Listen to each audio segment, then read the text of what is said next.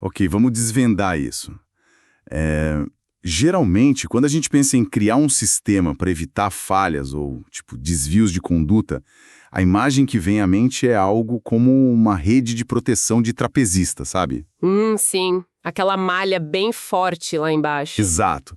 A ideia é construir essa malha forte, toda tecida com regras claras, consequências visíveis, né, acreditando que ela vai segurar o impacto se alguém tropeçar no caminho. Parece um conceito meio que à prova de falhas na teoria. A rede tá lá oferecendo segurança para todo mundo. Só que aí que tá. A história nos mostra que, às vezes, a própria malha que foi construída para proteger acaba gerando um efeito colateral totalmente inesperado. Tipo, o sistema pode começar a anestesiar nossa percepção do perigo real. Nossa, com certeza. O que é fascinante aqui é que essa é uma dinâmica comportamental clássica, sabe? Nós tendemos a confiar tanto na estrutura externa de contenção às regras, à rede, que a nossa vigilância interna simplesmente enfraquece. Fica preguiçosa. E é exatamente aí que entra o nosso mergulho profundo de hoje. A gente vai investigar as notas e transcrições dos ensinamentos Cesar Valverde, especificamente da escola Kibel Torah Sinai. Tem um estudo de caso notável sobre isso. Assim, estamos falando de um evento místico e histórico registrado no ano de 1570, né? Na cidade de Tzfat. É o que ficou conhecido como o sonho da agenda. Isso, o sonho da agenda. E, para quem acompanha a gente, vale lembrar que isso não é só um relato antigo. É uma investigação super detalhada sobre como o ego se defende, sobre psicologia de grupo e também sobre como a liderança é vista no que eles chamam de mundo da verdade. Exatamente. Mas para entender o peso desse registro todo, a gente precisa primeiro observar bem o cenário. Tzfat, lá em 1570, era basicamente tipo o Vale do Silício do pensamento místico judaico. Adoro essa analogia, as mentes mais brilhantes estavam todas lá, né? Todas lá juntas, decodificando os maiores mistérios do universo. Só que esse grupo de elite intelectual sofre um golpe irreparável, que foi a morte de seu professor e guia supremo, o grandioso mestre Ramak. E aqui vale abrir um parêntese, porque perder o Ramak não era como perder um bom professor da faculdade. Era como perder a bússola que calibrava a moral e o intelecto de toda aquela geração. Eu fiquei impressionado com isso. Eu também fico. O Rabi Moshe Cordovero, que era conhecido como Ramak, era tipo a força gravitacional daquela comunidade inteira. Ele não apenas ensinava conceitos, ele estruturava a realidade espiritual para aqueles alunos. E aí, com a partida dele, cria-se um vácuo de poder absurdo. E, acho que mais perigoso ainda, um vácuo de supervisão, né? Com certeza. Sem o olhar do mestre para servir como um espelho, a elite intelectual de Tzfá se viu diante de uma crise existencial crônica. Pensa bem, como manter o rigor moral e a pureza de intenções sem a figura de autoridade que mantinha todo mundo na linha? A responsabilidade de evitar a degradação do grupo passou a ser do próprio grupo. E isso nos leva à solução que eles desenharam, que foi uma decisão bem drástica. Muito drástica. Eles criaram uma regra super severa. Sim, os alunos de Ramak concordaram em estabelecer um pacto inquebrável. Toda saída de Shabá, ou seja, ali no finalzinho do sábado, eles se trancariam na sinagoga para uma reunião. E não era um encontro para tomar chá e debater filosofia, né? Longe disso. Era uma prestação de contas implacável. Implacável é a palavra. A regra exigia que cada um ficasse de pé diante de seus pares, lembrando as mentes mais afiadas da época, e relatasse publicamente todas as suas falhas. Tipo, cada deslize, cada pensamento inadequado que tiveram durante a semana inteira. Uau! É forte, né? O mecanismo que eles tentaram ativar aqui é bem profundo. É a nossa aversão humana ao constrangimento. A lógica operacional deles era toda baseada na vergonha antecipada. Como se fosse uma terapia de grupo extrema do século XVI ou uma avaliação de desempenho daquelas bem cruéis. Exato. Se o indivíduo soubesse que no sábado à noite teria que olhar nos olhos dos amigos e admitir um ato egoísta ou uma falha moral feia, A simples visualização dessa humilhação serviria como um freio durante a semana. A vergonha foi recrutada para funcionar como um escudo. Um escudo preventivo contra o erro. Mas, lendo os relatos, é inevitável a gente questionar a eficácia real desse escudo, né? Uma coisa é a teoria de que o medo do julgamento nos mantém na linha. E a prática é bem diferente. A mente sob pressão é altamente criativa para escapar. A gente vê isso o tempo todo hoje em dia. Se pensarmos em certas dinâmicas corporativas que exigem aquela autocrítica pública, o resultado raramente é a vulnerabilidade absoluta. A tendência não é melhorar o comportamento real. É refinar a capacidade de esconder as falhas ou, pior ainda, inventar defeitos inofensivos só para cumprir a cota da confissão. Sabe aquela coisa de dizer que o maior defeito é ser perfeccionista? Nossa, clássico.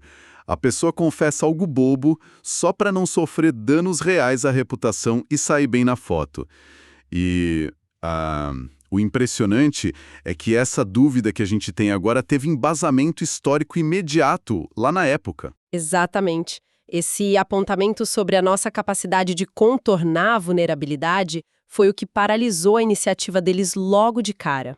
E a oposição não veio de fora, veio de dentro do próprio círculo. Do Rabi Haim Vital, certo? Isso, Rabi Haim Vital, que viria a ser o principal canalizador das luzes da Cabala daquela geração. Ele simplesmente se recusou categoricamente a participar dessa reunião de sábado à noite. Ele bateu de frente com os colegas. Bateu de frente.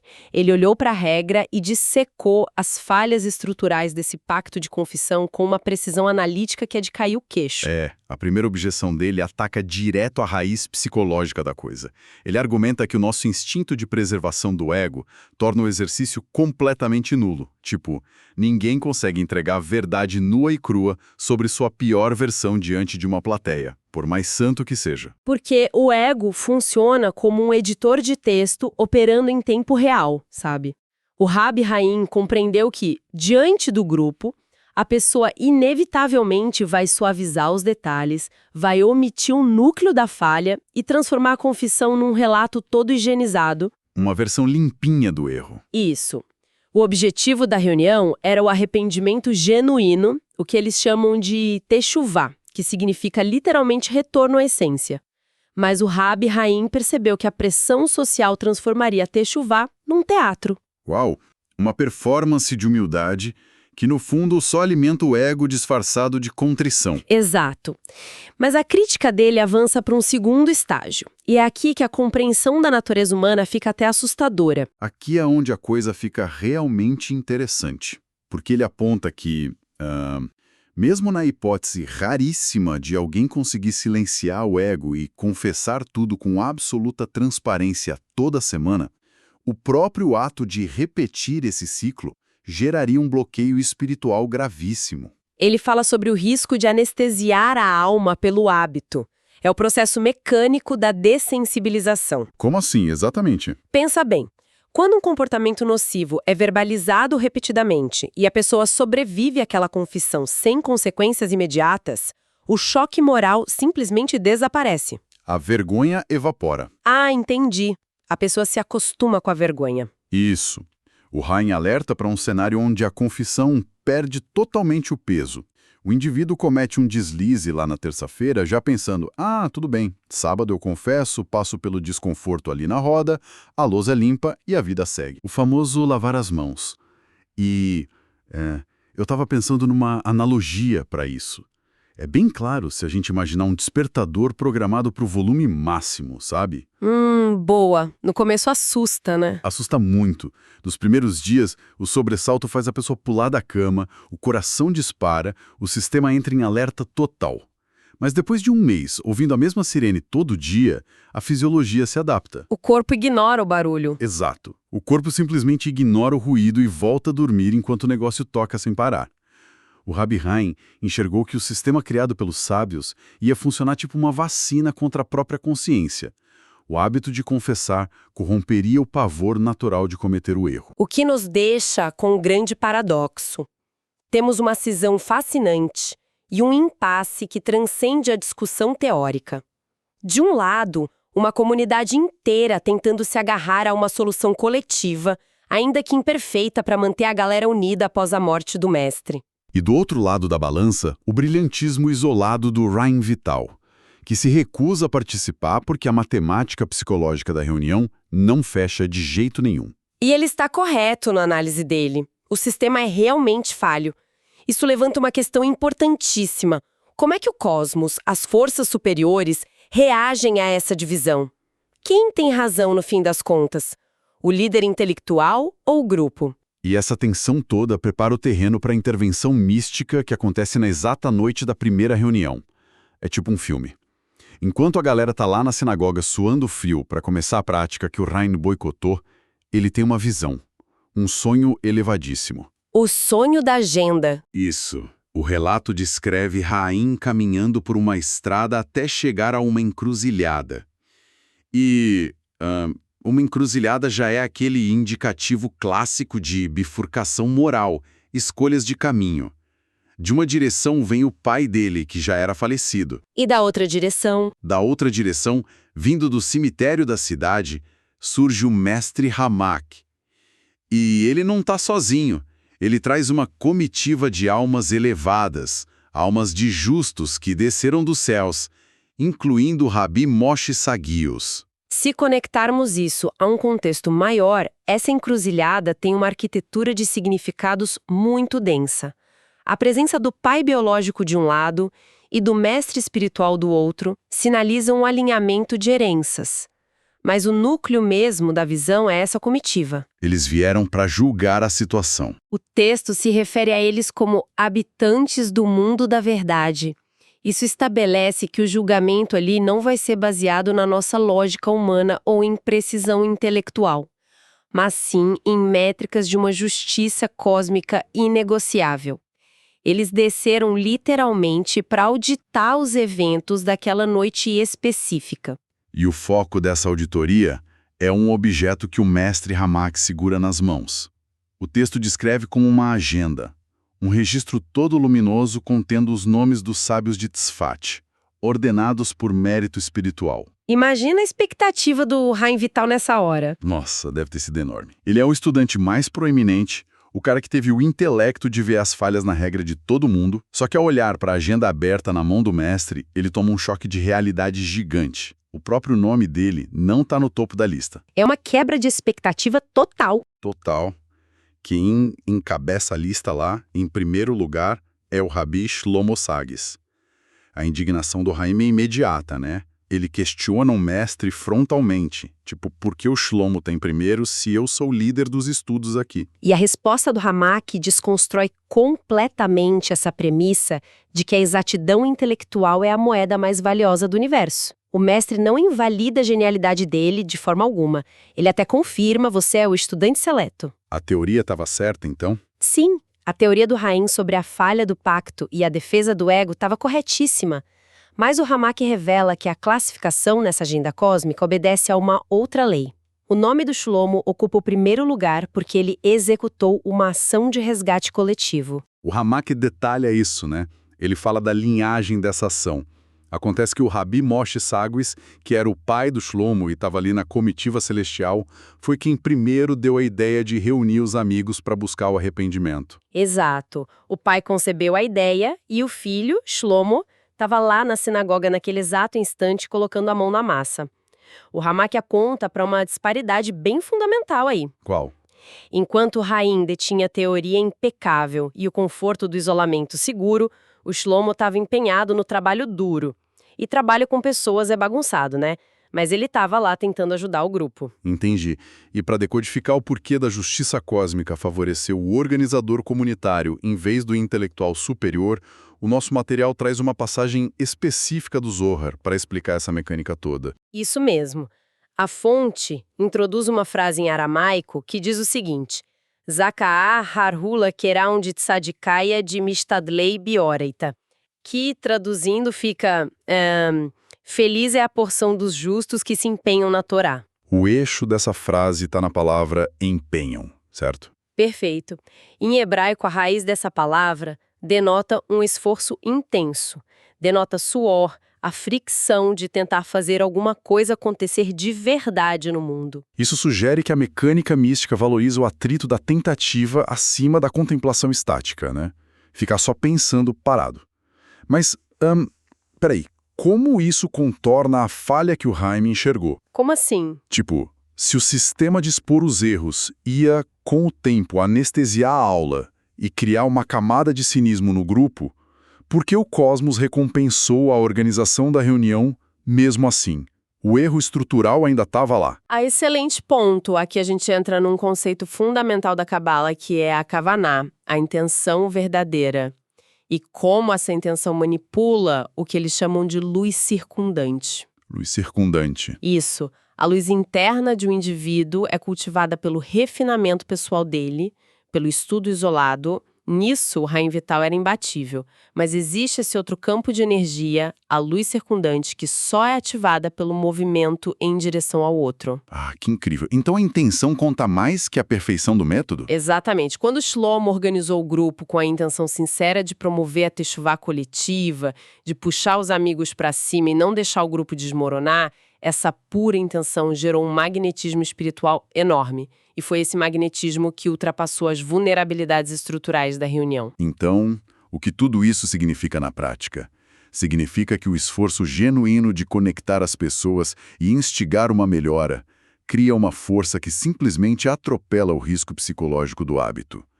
É uma constatação que vira o jogo de ponta cabeça. Vira totalmente. A ação de assumir a responsabilidade pela elevação moral da comunidade possui uma voltagem espiritual que o isolamento intelectual, por mais perfeito que seja, não consegue acessar. O universo não funciona como uma planilha do Excel ou um placar de precisão analítica. Ele reage ao impulso de solidariedade. O Shlomo se arriscou na imperfeição das dinâmicas de grupo, e a iniciativa dele teve eco imediato nos céus. É uma fricção muito profunda que essas fontes revelam. Porque o pensamento analítico é essencial para identificar armadilhas. A crítica do Raio Vital prova isso perfeitamente. Não podemos descartar a lógica dele. Sim, ele evitou que o grupo seguisse cego para as falhas do ego. O resgate. O Cosmos observa o cenário e decreta que aquele que se suja na lama das relações humanas para tentar estruturar uma melhoria possui um mérito superior, bem maior do que aquele que permanece limpo, observando o erro de longe, só fazendo diagnósticos perfeitos. E dá para perceber que essa perspectiva é um contraponto gigantesco à maneira como a gente vive hoje. A gente está numa era que idolatra muito a otimização pessoal, o brilhantismo individual, a busca é sempre por acumular conhecimento e ser a mente mais blindada da sala. Todo mundo querendo ser o Rabi Haim Vital da sala, né? Exato. Mas a lição extraída desse registro de 1570 afirma categoricamente que qualquer sabedoria acumulada só atinge o propósito final dela quando é instrumentalizada para elevar quem está do nosso lado. Se o conhecimento não resgata o outro, é só armazenamento de dados. E a amarração final que a gente pode fazer desse material reconfigura totalmente a ideia de liderança. No mundo da verdade que foi revelado pelo sonho, a liderança não é medida pela quantidade de intelecto ou pelo volume de respostas corretas de alguém. Nem pela capacidade de destruir os argumentos dos outros. Não mesmo. A métrica suprema lá em cima é a capacidade de partilha. O que garante a inscrição do nome da pessoa nessas agendas de luz do alto não é a ausência de defeitos lógicos, mas sim o grau de comprometimento em resgatar o outro e trazê-lo de volta para a luz. Que reflexão pesada e necessária. A tensão central desse mistério histórico nos obriga a repensar a utilidade da nossa própria razão frente às necessidades comunitárias, né? A lógica alerta que a exposição contínua banaliza o erro, e a gente não pode ignorar a psicologia. Mas a justiça cósmica deixou muito claro que o mérito recai sobre quem tenta construir a ponte, não sobre quem fica só apontando as rachaduras nela. É o equilíbrio difícil entre a teoria perfeita e a prática solidária. Exato. E o desafio que fica latejando a partir desse estudo transcende completamente a história lá de Tzfat, A grande questão é se o Rabi Israim estava certo de que confessar falhas repetidamente nos anestesia, mas a justiça cósmica premiou Rabi Shlomo pelo esforço coletivo da reunião. Como é que a gente pode desenhar hoje as nossas próprias agendas comunitárias? É uma ótima pergunta para levarmos conosco. Pois é, fica a provocação para quem nos ouve. Como criar espaços onde a gente resgata uns aos outros, onde a gente estende a mão para ajudar quem caiu, sem perder a nossa vergonha natural de cometer os mesmos erros? A perfeição isolada é estéril e a ação coletiva é confusa, mas é na bagunça do coletivo que a transformação real acontece. É um quebra-cabeça que merece nossa reflexão profunda.